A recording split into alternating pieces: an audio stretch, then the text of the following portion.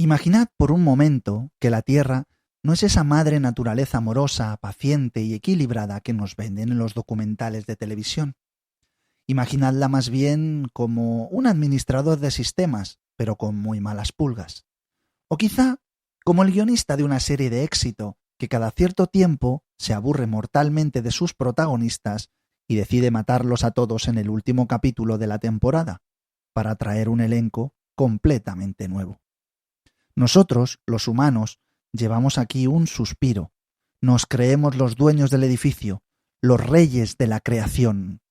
Pero la cruda realidad es que somos los inquilinos del ático, que acaban de llegar y ni siquiera han deshecho las maletas.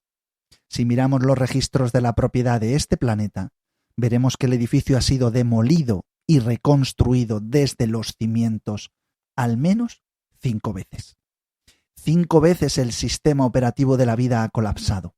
5 veces el planeta ha pulsado las teclas de reinicio. Hoy vamos a recorrer el cementerio más grande del universo. Vamos a hablar de volcanes que escupieron fuego sin parar durante 1 millón de años, de plantas que asesinaron océanos enteros y de rocas espaciales que viajaban más rápido que una bala. Hoy vamos a entender por qué tú y yo estamos vivos de puro milagro y por qué la extinción no es un error, sino una característica del sistema. Preparaos, porque el servidor se va a caer.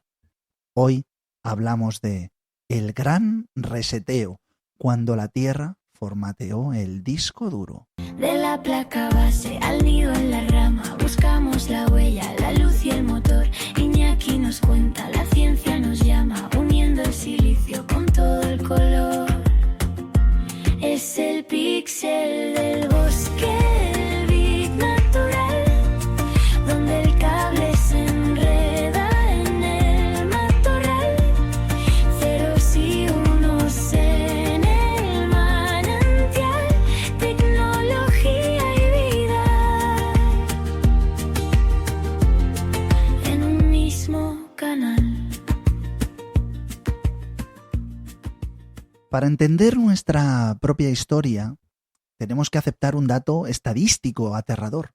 El 99,9% de todas las especies que han existido alguna vez en este planeta ya no están. Han desaparecido. Si la vida fuera un casino, la banca siempre gana y casi todos los jugadores acaban en bancarrota absoluta. La supervivencia es la excepción. La extinción es la regla. Vamos a viajar atrás en el tiempo, muy atrás. Vamos a situarnos hace 444 millones de años. El primer formateo, en el Ordovícico silúrico. El mundo no se parece en nada al actual. Si miraseis un mapa, no reconoceríais nada. La inmensa mayoría de la tierra firme está desierta. Es roca pelada y polvo estéril.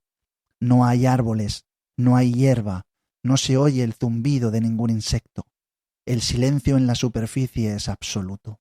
Pero bajo el agua hay una fiesta salvaje. Los mares someros y tropicales están llenos de vida. Los reyes del mambo son los trilobites, esos artrópodos con aspecto de cucaracha acorazada. Y los ortoconos, unos calamares con concha cónica que podrían medir varios metros de largo. La vida es cálida y abundante. Parece que nada puede salir mal. Pero entonces, el supercontinente de Gondwana decide irse de viaje. Las placas tectónicas lo empujan lentamente hacia el sur, hasta situarlo justo encima del polo sur geográfico. ¿Y qué pasa cuando pones un continente enorme en el polo? Que se cubre de hielo. Se forman glaciares kilométricos, y para hacer hielo necesitas agua. El agua es succionado por los glaciares. El nivel del mar cae en picado, cientos de metros. Las plataformas continentales, esas aguas poco profundas y cálidas, donde vivía casi todo el mundo, se secan y desaparecen. Aquí llegó el primer aviso, el frío. El 75, el 80% de las especies marinas desaparecieron en un abrir y cerrar de ojos geológico. Fue como si el dueño de la piscina hubiera echado a todo el mundo y apagado las luces. Y aquí llegó la primera lección de la historia. No hay que acomodarse porque el termostato de la vida siempre cambia. La vida, sin embargo, es terca. Tardó millones de años, pero se recuperó. Y de aquí saltamos en el tiempo hasta hace unos 372 millones de años. La segunda gran extinción, en el Devónico tardío. Aquí la situación es irónica, casi de humor negro. La vida ya ha conquistado la tierra firme. Han aparecido los primeros bosques y pensaréis, ¡qué bien! Árboles, eso es bueno, ¿no? Pues no. En este caso, los árboles fueron los villanos. Resulta que las plantas terrestres desarrollaron raíces profundas y muy fuertes para romper la roca y obtener nutrientes. Tuvieron tanto éxito, crecieron tanto, que rompieron la superficie del planeta liberando cantidades masivas de nutrientes, como los fosfatos, que la lluvia arrastró hacia los ríos y finalmente a los océanos. Imaginad fertilizante cayendo al mar a toneladas durante milenios. Las algas se multiplicaron sin control, el agua se puso verde, y cuando esas algas murieron, las bacterias que las descomponían consumieron todo el oxígeno del agua. Los océanos se asfixiaron, y los peces gigantes como el Dunkleosteus, una bestia acorazada del tamaño de un autobús escolar, con cizallas de hueso en vez de dientes, murieron boqueando. El 75% de las especies se extinguieron. Básicamente los árboles asfixiaron a los peces sin querer. Y este es el primer caso de cambio climático provocado por una forma de vida. Pero todo esto fueron juegos de niño comparado con lo que vendrían después. Llegamos al momento más oscuro de la historia de la Tierra, hace 252 millones de años, el límite entre el Pérmico y el Triásico. Los científicos lo llaman la Gran Mortandad. Y no es un nombre puesto a la ligera. En aquel entonces todos los continentes se habían unido en uno solo, Pangea, un desierto interior gigante. Pero el apocalipsis no vino del cielo, vino de debajo de nuestros pies. En lo que hoy es Siberia, la corteza terrestre se rompió. No fue un volcán bonito o tipo cono, fue una herida abierta en la piel del mundo. Las traps siberianas. Imaginad una erupción de lava que cubre una superficie del tamaño de toda Europa occidental. Pero lo peor no fue la lava. La erupción duró 1.000.000 de años. 1.000.000 de años escupiendo dióxido de carbono y metano a la atmósfera. La temperatura global subió 10, quizá 15 grados.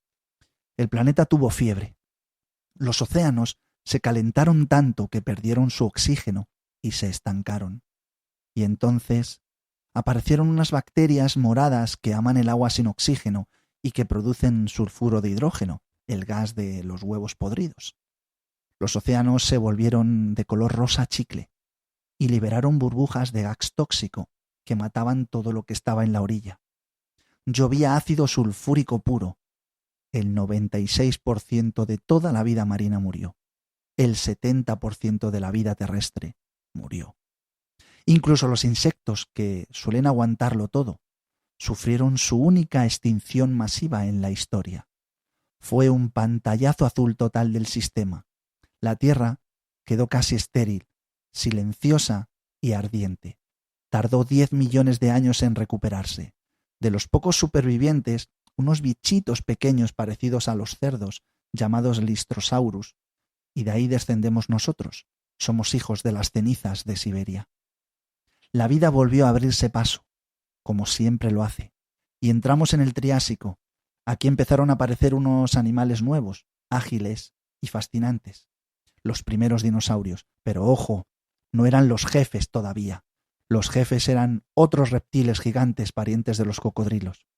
Y aquí llegamos a la cuarta ruptura, la cuarta extinción en el Triásico-Jurásico. Hace 201 millones de años, Pangea empezó a romperse para formar lo que hoy es el Océano Atlántico. Y de nuevo, la geología hizo de las suyas. Se abrió la provincia magmática del Atlántico Central.